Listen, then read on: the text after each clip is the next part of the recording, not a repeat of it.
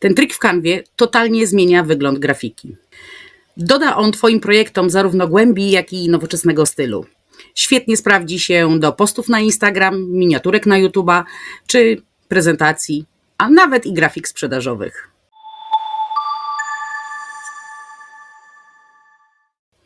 Cześć, z tej strony Iza. Witam Cię serdecznie na moim kanale. W dzisiejszym filmie chciałam Ci pokazać trik, prosty trik, w którym stworzysz niestandardowe cienie w Canwie. I sposób ten jest naprawdę szybki i prosty i na dodatek możesz go wykorzystać w wielu różnych projektach. Zanim przejdziemy dalej i zaproszę Cię do mojego laptopa, koniecznie zasubskrybuj mój kanał i kliknij dzwoneczek, żeby nie przegapić więcej takich trików, które oszczędzą Ci czas i naprawdę przyspieszą Twoją pracę w Canwie. Standardowo zaczynamy od strony głównej Canwy. Żeby tutaj się znaleźć, należy wpisać www.canva.com. No i właściwie to tyle. Ja sobie pozwolę dzisiaj skorzystać już z gotowego jak gdyby szablonu, który przygotowałam sobie troszkę wcześniej, żeby nie tracić czasu. Ten trik, który chcę Ci dzisiaj pokazać, jest naprawdę szybki i obawiam się, że samo wyszukiwanie elementów do tego triku zajęłoby mi więcej czasu niż sam trik. Tak więc otwieram sobie szablon, który stworzyłam sobie wcześniej i zrobimy na tych wszystkich 3 elementach właśnie wspomniany triczek. Pierwszą rzeczą, jaką zrobimy w tych wszystkich 3 elementach, to usuniemy sobie tło. Jeżeli masz Canva Pro, to klikasz po prostu sobie tutaj ten przycisk. Natomiast jeżeli nie dysponujesz Canvą Pro, tylko masz tą darmową Canwę, to przesyłasz te zdjęcia z tymi elementami na stronę Remove.bg. Tam usuwasz to tło i wgrywasz z powrotem już bez tła te elementy do Canvy. Dobra, więc usuwamy sobie tło z każdego elementu, żeby było szybciej. Wiecie co, ja sobie to troszeczkę zmniejszę, żeby to się wszystko jakoś tak ładnie nam zmieściło. Dobra. No i następną rzeczą, którą robimy, to jest zduplikowanie danego obrazu. Czyli duplikuję sobie liście. Zaraz, to jednak chyba muszę tak zrobić. Duplikuję sobie muszlę. Dobra. I zduplikuję sobie papryczkę. No i teraz jak mamy zduplikowany już obraz, to wybieram jeden z nich, wszystko jedno który. Następnie klikam na edytuj, zjeżdżam w dół aż do efektów, które tutaj widzicie i wybieram sobie 2 tony. Jak tutaj widzicie, możemy te liście mieć w różnych, że tak powiem, kolorach.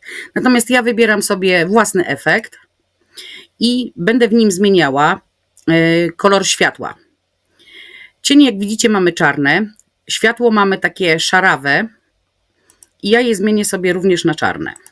Zależy mi na tym, żeby ten jeden projekt był właśnie w tym kolorze naturalnym, czyli zielonym, drugi kolor, żeby był w kolorze, drugi obrazek, żeby był w kolorze czarnym. Jak już to zmieniłam, następnie wchodzę również w tym samym miejscu co 2 tony, czyli przy efektach, w rozmycie.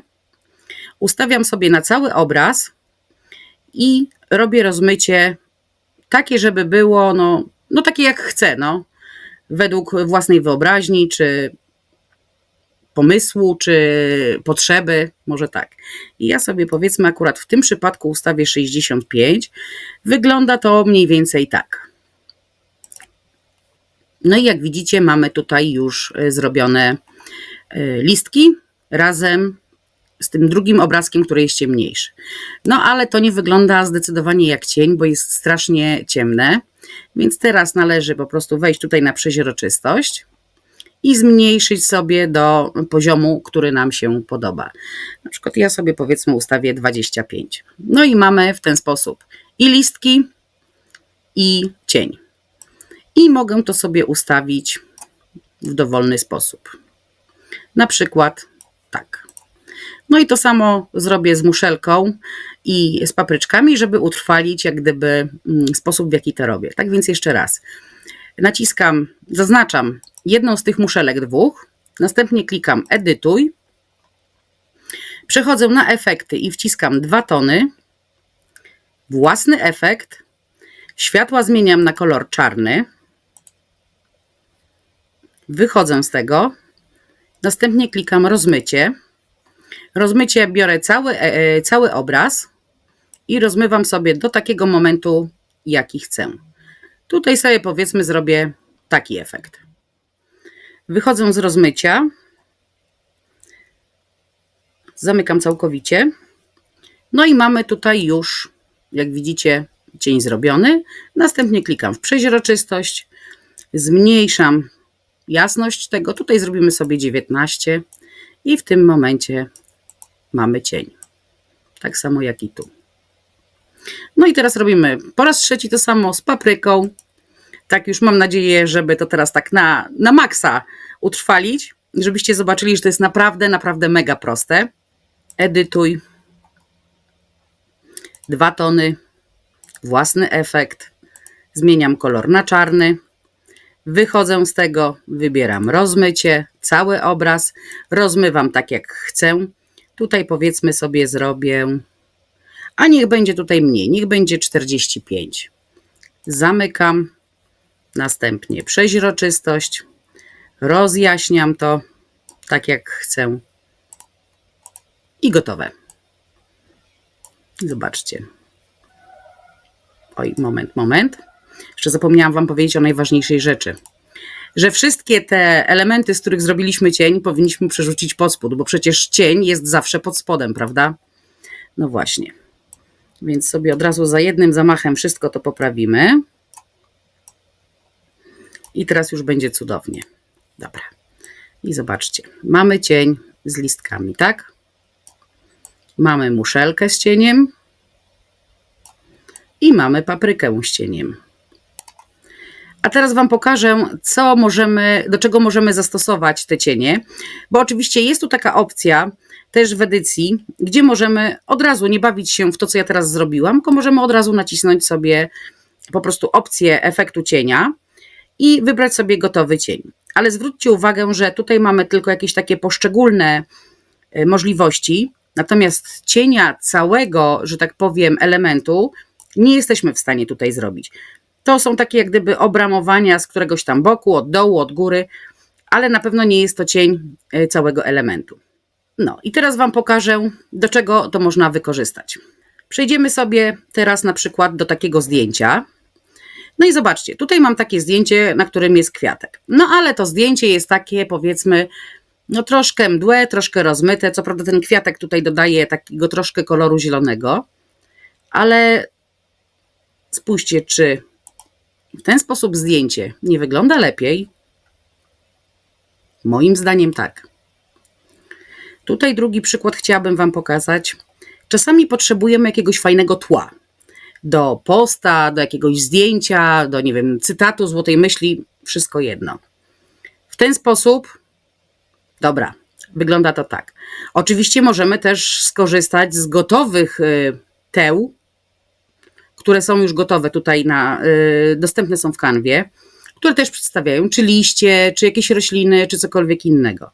Ale załóżmy, że nie ma akurat dokładnie takiego, który ja sobie wymyśliłam, czy który akurat pasuje do mojego projektu. Pyk i mam zrobione swoje własne tło. I możecie to zrobić dokładnie z każdą jedną rzeczą. No i tutaj na koniec jeszcze chciałam Wam pokazać, ale tutaj nie zrobiłam oryginału, no ale trudno. Tutaj mam jeszcze cień z muszelką. No tutaj możemy wykorzystać też, jako, nie wiem, jakąś grafikę do posta, czy możemy zamiast tej muszelki wstawić jakiś produkt, który sprzedajemy, na przykład, nie wiem, butelkę perfum, czy, nie wiem, ketchup, tak, czy musztardę i też będzie super. Tak więc musisz przyznać, że ten trik jest naprawdę mega łatwy, mega szybki i ma wiele, wiele różnych zastosowań. A jeśli Canva to Twoje codzienne narzędzie pracy lub jesteś na początku swojej przygody z Canvą lub w ogóle chcesz jej się nauczyć, to mam dla Ciebie coś ekstra. 40 trików w Canwie dla początkujących. Jest to mój e-book, w którym pokazuję Ci 40 różnych trików. Od tych najprostszych do takich trochę bardziej skomplikowanych, których nawet osoby, które już tak dosyć mocno znają Canwę, niekoniecznie znają. Więc serdecznie Cię zachęcam, bo ten e-book naprawdę przyspieszy Twoją pracę, sprawi, że Twoje projekty będą dużo, dużo fajniejsze. No i na pewno wśród znajomych wywołają Twoje projekty efekt wow.